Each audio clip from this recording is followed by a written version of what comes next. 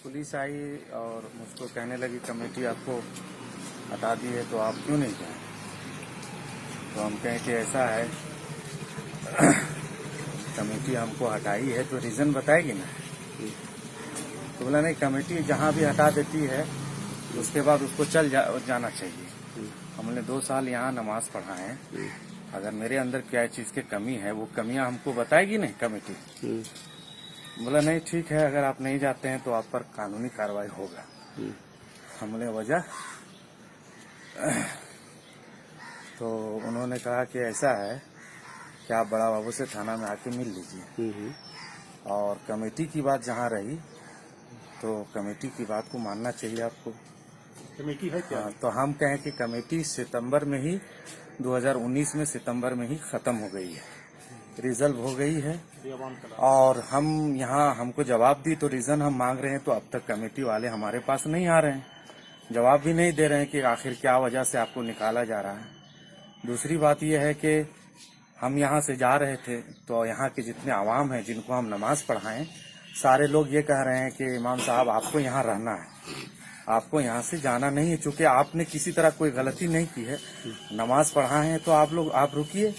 अगर तारिक या कोई भी सदर सेक्रेटरी जो भी हो, अगर कोई बात अगर बोल रहा है तो हम लोग उसको पूछते हैं। तो हम इस वजह से यहाँ रुके हैं। तो जो आए थे थाना से उन्होंने जवाब दिया कि आप थाना में आइए अपने लोगों के साथ में और बड़ा बाबू से बात कीजिए। यही बात अभी की है। आप शुरू से अगर बात सुनना चाहेंगे तो हम बता सकते हैं। बता दीजिए। लॉकडाउन जब शुरू हुआ 22 मार्च या 23 मार्च को लॉकडाउन हुआ था, जो भी हुआ 24। उसके बाद से 1 महीना मैं वहाँ रहा यहाँ पे।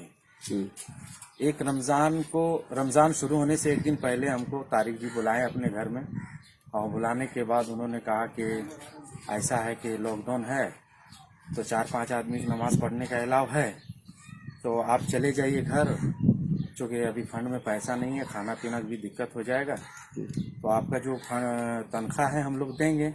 हमने अभी रमज़ान में हम नहीं जाएंगे, रमज़ान में आप हमको भेज रहे हैं, अभी हम बैठ के क्या करेंगे, यहाँ 2-4 ही सही लेकिन नमाज पढ़ाएंगे हम। दूसरी बात उन्होंने कहा कि आपको जाना ही पड़ेगा। हमने ठीक है जाएंगे, लेकिन कहीं ऐसा तो नहीं कि आप लोग हमको भेज करके दूसरे को रख लीजिएगा। बोला नहीं ऐसा नहीं करेंगे हम लोग, क्या करेंगे ऐसा। फिर जो हम चले गए, उसके बाद हम पहुंचे तो ये फ़ोन किया पहुंच गए घर, बोले हाँ पहुंच गए। तो बोला ठीक है जैसा होगा हम आपको रमज़ान के अंदर ही बुला लेंगे। अलविदा से पहले हमने फ़ोन किया उनको कि अलविदा की नमाज के लिए कम से कम 2-4 ही सही वो लोग को पढ़ा देंगे, आने की इजाज़त दीजिए, नहीं दिए। फिर हमने ईद से पहले फ़ोन किया तो उन्होंने जवाब दिया कि नहीं आपको नहीं आना। 31 मई को अचानक उन्होंने फ़ोन किया कि ऐसा है इमाम साहब, फंड में पैसा नहीं है, हम लोग तनख्वाह नहीं दे पाएंगे, इसलिए आप जो है जगह का इंतज़ाम कर लीजिए, अपनी दूसरी जगह का इंतज़ाम कर लीजिए।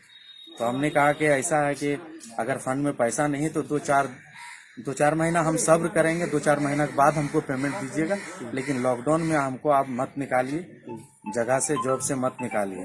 तो उन्होंने कहा कि नहीं अब हम लोग का कोई रास्ता नहीं है, अब यही फैसला हम लोग ले चुके हैं, तो अगर ज़रूरत पड़ेगी इमाम की हम लोगों को तो 1-2 हज़ार वाला इमाम जामा मस्जिद में रख देंगे। हमने कहा 1-2 हज़ार वाला इमाम जामा मस्जिद में तो चलेगा नहीं। दूसरी बात है कि अगर आप इमाम रखेंगे भी तो उनको तनख्वाह देना पड़ेगा। अगर मेरे अंदर कोई कमी बेशी है, अगर कोई गलती हुई है मुझसे तो आप हमको बताइए, उसके लिए हम माफ़ी चाहते हैं। दूसरी बात यह है कि गलती अगर हुई है तो आप हमको इशारा कीजिए, उसको हम सुधार करेंगे। इन सारी बातों को उन्होंने इनकार कर दिया कि नहीं किसी चीज़ की कोई गलती नहीं हुई है, आप बहुत अच्छा चलें, आप चलाएं, लेकिन हम लोग के साथ मजबूरी है कि फंड में पैसा नहीं। यही बात उन्होंने कहा। तो हम बोले ठीक है, तो अभी लॉकडाउन चल रहा है, अब जवाब दिए, हम घाटों आते हैं। 31 मई को जवाब दिए तो हम इधर अभी 5 दिन पहले हम यहाँ आए। जब हम यहाँ के सदर सेक्रेटरी से पूछे कि आप लोग हमको निकाल रहे हैं, फिर दूसरा इमाम को यहाँ गठन किए, आप दूसरा इमाम को लाने जा रहे हैं, बात भी हुई। जिस दिन हम आए उस दिन इमाम साहब जो मौलाना आए थे बात करने के लिए, दूसरे जो जगह यहाँ रहने के लिए आए थे, उन्होंने पूछा कि इमाम साहब आप ही थे यहाँ पे। हम बोले हाँ। बोला अब मेरी बात हो गई। हम बोले कितने में बात हुई? बोले 7,000 में बात हो गई। हम बोले कि ये लोग हमको फंड का हवाला देकर निकाल रहे हैं और आपको फिर 7,000 में रख रहे हैं, जो मुझको मिलता था वो आपको भी मिल रहा है, ये सारी बातें हैं। तो हमने कहा कि सदर साहब इस तरह कैसे होगा? बोला नहीं आपको जवाब दे दिया गया है तो आप चल जाइए। हम बोले कि रीज़न बताइए।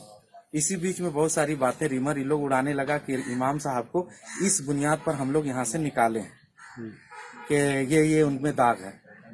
तो उन्होंने उनको हम गुलाम रसूल सदर सेक्रेटरी और तमाम मतलब आप पे कोई इल्जाम लगाया है जो झूठा है? हाँ, इल्जाम जितने इल्जाम लगाए उनके लिए हम उनको बोले कि आप आइए मेरे पास और आ करके हमको बताइए कि ये इल्जाम आप पर है और सबूत के साथ बता दीजिए, हम यहाँ से चले जाएंगे। लेकिन वो लोग कोई नहीं आए मेरे पास। आज अचानक से ये पुलिस आई और पहले तो फोन करके वो लोग बोले कि नहीं आप चल जाइए, आपको इसी में भलाई है।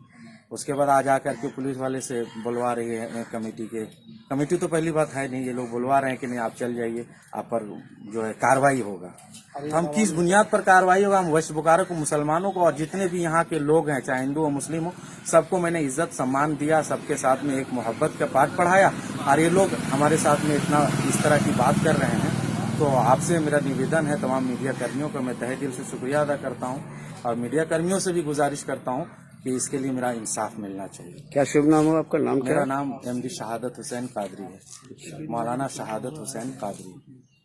तो अभी इसके बाद फिर चुनाव नहीं हुआ है 2019 के बाद? नहीं, कभी चुनाव नहीं।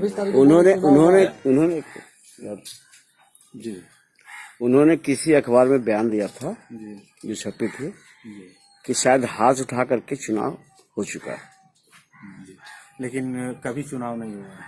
26 जनवरी की बात पेपर में लिखा गया था कि चुनाव हो गया।